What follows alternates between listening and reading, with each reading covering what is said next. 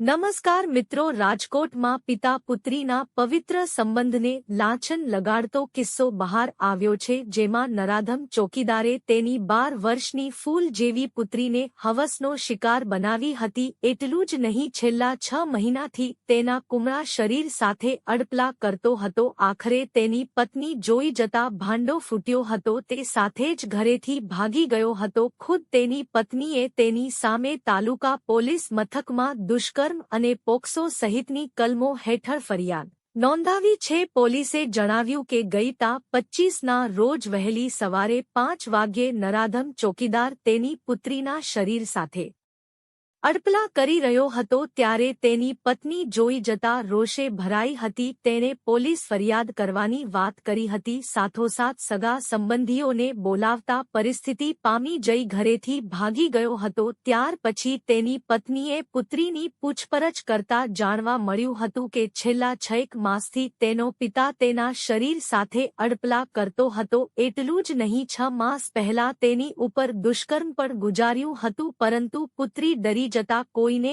આ વાત કરી ન હતી। આખરે મામલો તાલુકા પોલીસ મથકે પહોંચ્યો હતો। આરોપી પિતા જ હોવાથી કાચું કંઈ ન કપાય તે માટે પોલીસે ભોગ બનનાર બાળકીનું કાઉન્સેલિંગ કરી પૂછપરછ કરી હતી।